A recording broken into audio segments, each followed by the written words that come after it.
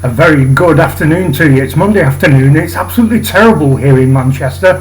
Grey skies, blowing an absolute hoolie, and it looks as though we're going to have torrential rain. So let's wait and see. As the title of this video says, I'm amazed that this government keeps delivering on excuses that no one should vote for them at the next election. What does Rishi Sunak think he's doing? I appreciate that all prime ministers have the right, which they do exercise on a fairly regular basis, to have reshuffles, but to sack Suella WTF, the lady who I gave a shout out to in my video from yesterday, she was the only person who, in my opinion, bear in mind I don't vote and I don't really have a political affiliation, as long as their political party does right by the people of this country, I don't really care who's in, to be perfectly frank. But she was the only true conservative saying the things that you would expect a conservative, therefore liberal kind of MP would say, who wants their main focus to be on Britain as a country and Britain as a place full of good, law-abiding people.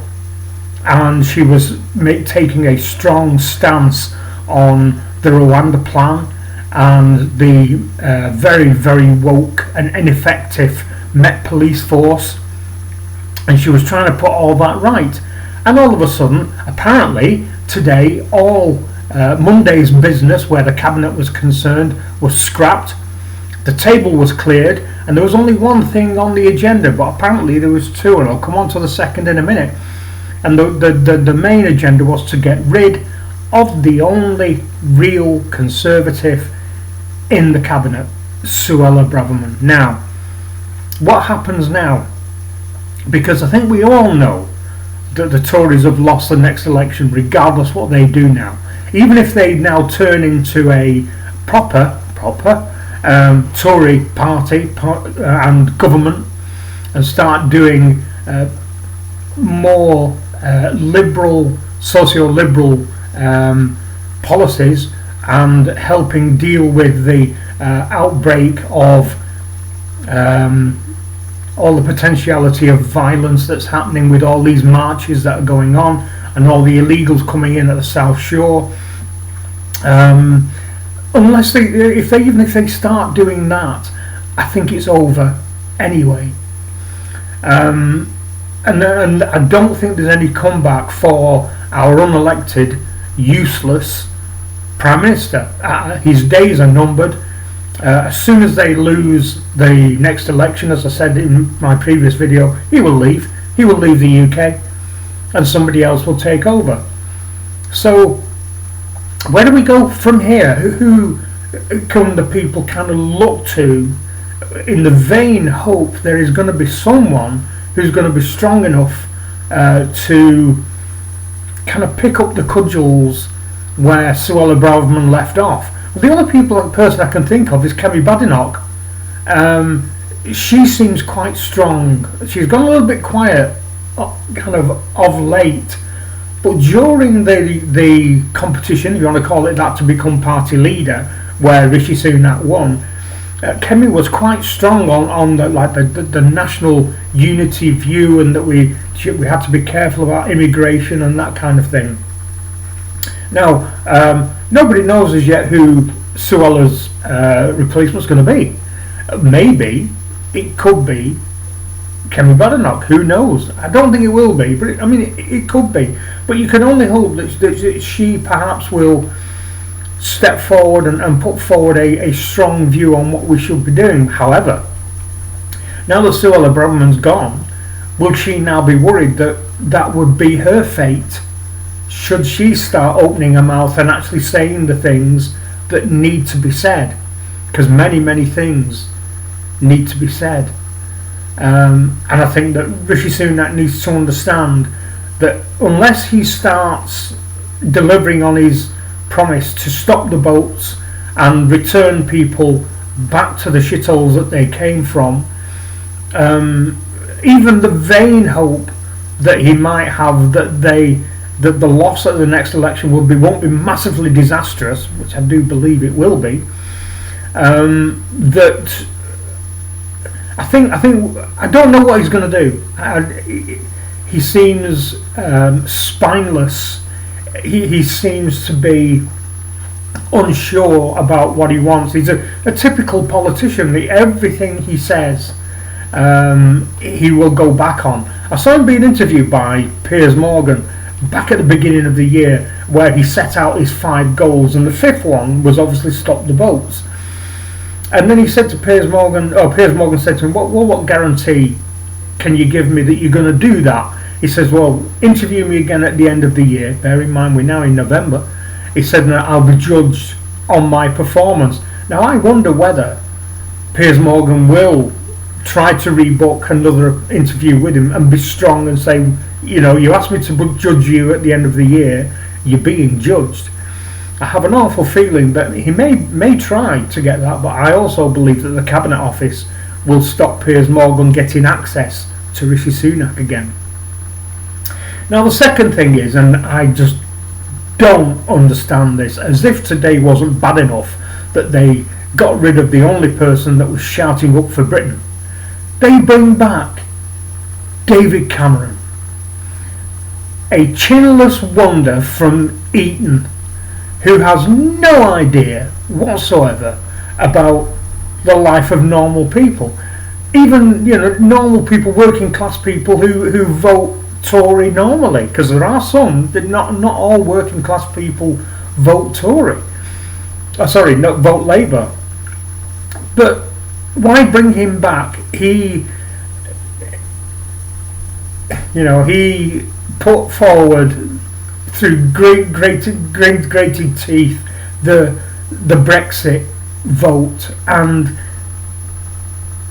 he hated the idea so much that the British people voiced their opinion to take us out of the EU. He resigned. Instead of being a proper man and saying, excellent, you've had your say, I value your freedom of your vote, and I will carry through your wishes, because you, as the electorate, tell us, the politicians, what you want us to enact, and I will do that for you to the best of my ability. No, he didn't. As soon as the vote went the opposite way to the one he wanted, he was gone. Off into giving talks after dinner and that kind of thing for £1 million an evening speech or whatever he was charging. But why is he back? He's a has-been Prime Minister who wasn't a particularly great Prime Minister, I don't think. And he's now back as Foreign Secretary. I mean, one of the grand positions in the Cabinet. Why bring him back? What is he going to bring to the party? I have no idea. Is he angling to get the top job again? Because there's talk that Boris wants the top job again. So why would it not be the case that David Cameron wouldn't want the top job again? Why? Why is that not possible? But I think these changes today, a good national-minded person out, and a bad previous Prime Minister who hated the fact that the people had their own view on staying with or leaving the EU, back in. Where is the sense in any of this? It just seems to me, and I could be wrong, but I actually don't think I am.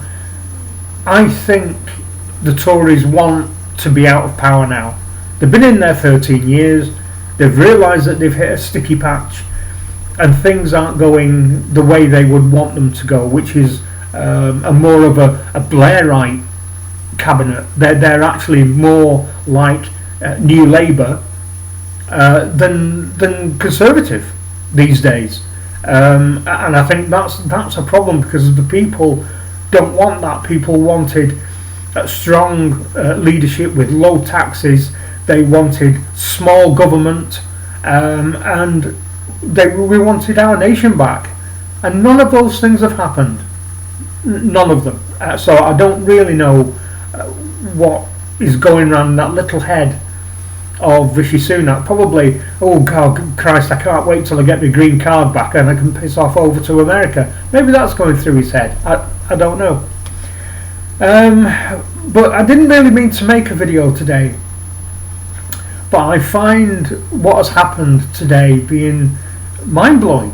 Absolutely mind-blowing. I can only assume what it is that they don't want to be in power anymore. I mean, they know full well that they're not going to be in power. And the massive win that Boris had, the huge majority with the red wall, is going to disappear. And just the sheer devastation of Labour policies that's going to happen is going to be devastating for this country in every single way, because they're going to want big government, even bigger than we've got now. They're going to invest in pointless projects, left-wing woke nonsense. They want to open the door completely for more and more people who really don't belong here. They have no place here. They have no love for the country. And I think that the Tory government and the wider Tory party right now are determined just to open the door and just let Labour sail right through. And that's coming.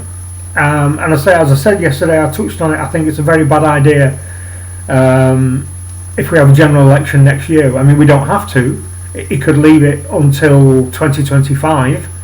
And if he wants any chance of regaining any form of popularity or any form of regaining or securing the votes that he needs, he should hang on. He should hang on a bit more. He shouldn't hold an election next year. Anyway, that's it. I don't really know what to say about this, but even though I'm not a voter, I am a political animal, and I do keep in touch with what's going on, and I find it mind-blowing that he's done what he's done, because had he listened to the noise in the room being Britain, he would have realised that what Suella Braverman was saying, the people in the room liked.